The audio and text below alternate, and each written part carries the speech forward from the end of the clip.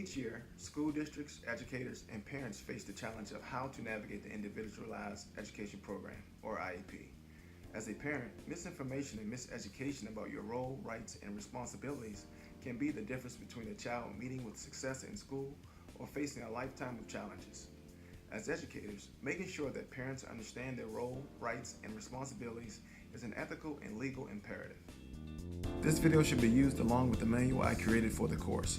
The manual includes an analysis of the problem, the importance of IEP training for parents, relevant case studies, resources, and a suggestion for a future policy that could positively impact parent participation in the IEP process. Let's get started.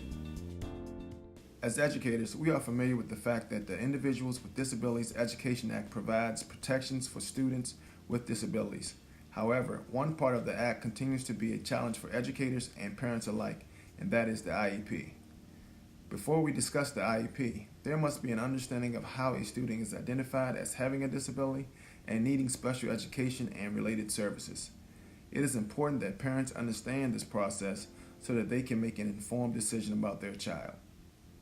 The notion of an informed decision has been the basis of many legal issues.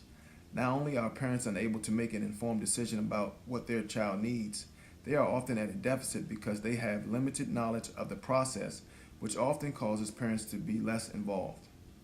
Here are some other things that impact parental involvement: difficulty scheduling meetings for parents who have to work, inability to agree on services, use of uncommon terminology or technical terms that are unfamiliar to parents, judgment and barriers faced by low-income families. There is a moral and legal obligation to provide students with exceptionalities the services they need.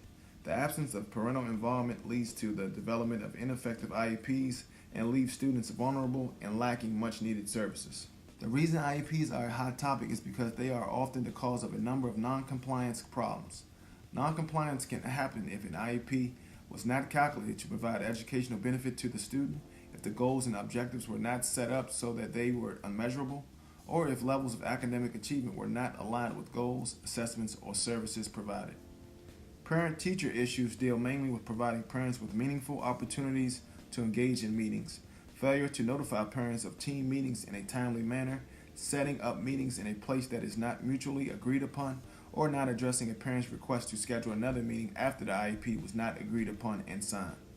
Providing parents with training so that they can be better advocates is the law, but it's bigger than that. It's being able to do all that is necessary to ensure that parents understand the needs of their child and have the necessary skills that will allow them to support the implementation of the IEP. When parents and educators have the services they need to support a child with disabilities, they are able to do so more effectively. Let's take a look at two case studies that detail violations in the delivery of an IEP. In most instances, the parents requested additional services, alternatives, or were just not happy with the proposed IEP or the situation in question. There are additional case studies included in this manual. One of the most significant legal cases is Andrew F. versus Douglas County School District. In this case, the parents of an autistic student disapproved of the IEP issued at the start of 5th grade, stating that it was the same as the previous year's IEP, which resulted in little progress. The parents chose to place their child in a private school where he excelled. The problem arose when they tried to get reimbursed for private school tuition. The legal issue identified was if the Douglas County School District was negligent in its calculations of the student's ability to make progress and in meeting the substantive obligation under IDEA. The U.S. District Court of Colorado denied the request, as did the U.S. Court of Appeals for the 10th Circuit, which ruled that this child had indeed received FAPE or de minimis education.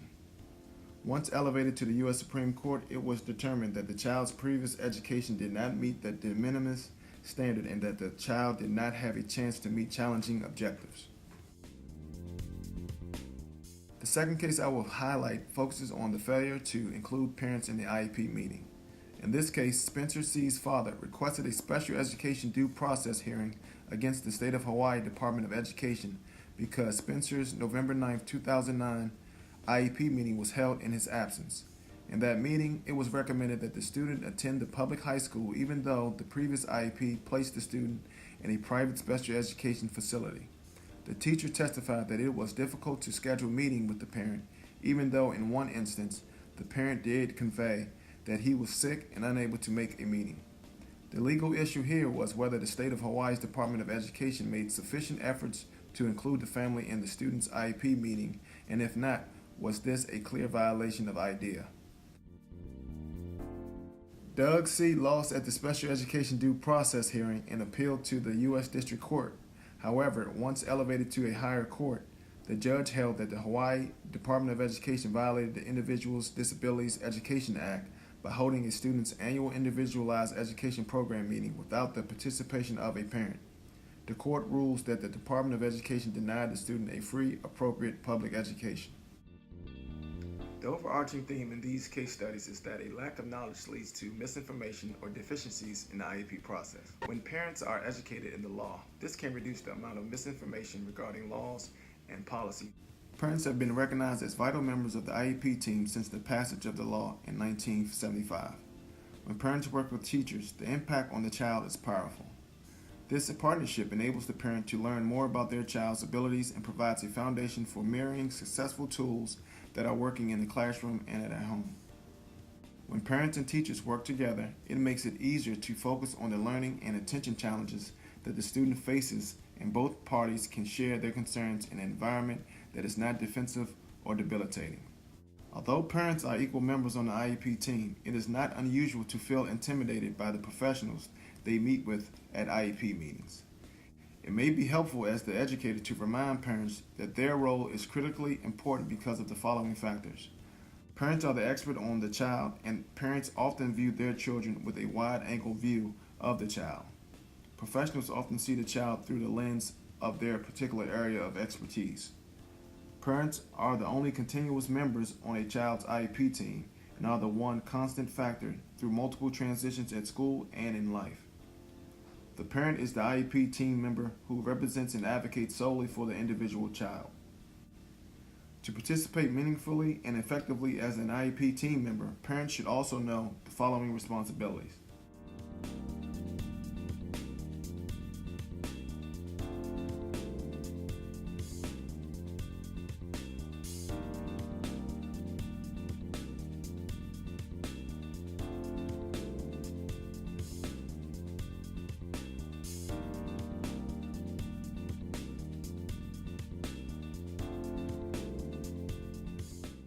Let's hear what one parent had to say about working with teachers. It took me a long time to feel comfortable with talking about my kids, so that became easier when I understood or felt like what I was doing was just preparing the teacher to give my child the best instruction, the best support, and that was a piece I could do. But I did find that the more I shared, the more receptive teachers are. They don't want your kid to flounder or fail. They're teachers. They want your kid to learn. The more desire I showed to partner with them, the better the result was for everybody. This next section highlights some of the resources that can help both educators and parents better navigate the IEP process. There are 8 included in the manual. However, this video highlights 3 of those resources.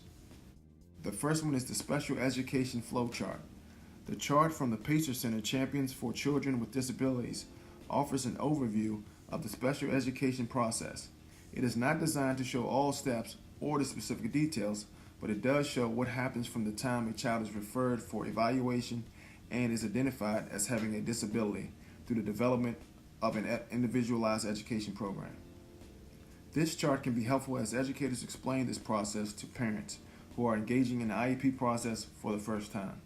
The second resource is the Parent-Teacher Conference Worksheet. This worksheet is a resource for both parents and teachers to utilize before attending a conference. Both parties should mark the areas in which the student is excelling with a check mark and any challenging areas with an X so that they can be discussed during the conference. Both parties should make a conscious effort to give each line of the worksheet adequate attention during the meeting. The third resource I will share is the data tracking tools for behavior. Being able to collect data as it relates to a student's behavior is not only important in terms of helping the students, but it provides credible and consistent data that a parent can have access to. The Positive Behavior Interventions and Supports website was designed as a resource for school social workers and helps to address behavior through the prevention-oriented structuring of research-based interventions and supports with the goal of improved behavioral and academic outcomes. Most useful are the Excel behavior charts, which automatically calculate data and provide analysis charts and graphs which aid teachers in adapting IEPs and writing measurable achievement goals. I want to wrap up this video with a discussion about a proposed policy that will improve parent participation in the IEP process. By law, certain people must attend IEP meetings. However, the law does not mandate that parents have to be there. What the law does mandate is that parents must be given ample notification of scheduled meetings and adequate time to review information and be fully informed before signing any documents. The proposed policy is an incentive-driven program that is similar to the Delaware Wellness Program in the state of Delaware. This volunteer wellness program is administered according to federal rules permitting employer-sponsored wellness programs that seek to improve employee health or prevent disease, including the Americans with Disabilities Act of 1990. The incentive program would be similar in that parents with children who have IEPs would be required to enroll in this program. This program would afford parents the opportunity to actually accrue leave to attend IEP meetings. The program would work as follows. Parents will have to submit an entry ticket once their meetings are scheduled, and after the meeting, they will be issued an exit ticket that they submit to their employers to receive the leave credit. Additionally, parents could use the same entry exit ticket to receive a gas credit. Parents would have a maximum of 6 IEP meetings that would fall under the IEP incentive program. The goal here is to view participation in the IEP process from a point of wellness in which parents and IEP team members work together to serve parents, students, and are covered under the Individuals with Disabilities Education Acts. In doing so, this may be a way to shift the thinking of parents and implement policy that is supportive and views the IEP as a health-related service. A more drastic approach is getting parents more involved in the IEP process is to take a similar stance that states and even countries have taken with regard to vaccinations. In these cases, states like New York and countries like Australia have implemented fines for individuals who fail to receive the required vaccinations. In the same vein, parents who refuse to attend IEP meetings would be fined, and those fines collected would be used to provide educational support for special education programs, providing incentives for those parents who are committed to seeing this through increases participation and ultimately increased student success. Thank you for watching this video. I hope this has been a helpful guide and that you feel empowered to help parents understand their role, responsibilities, and rights in the IEP process.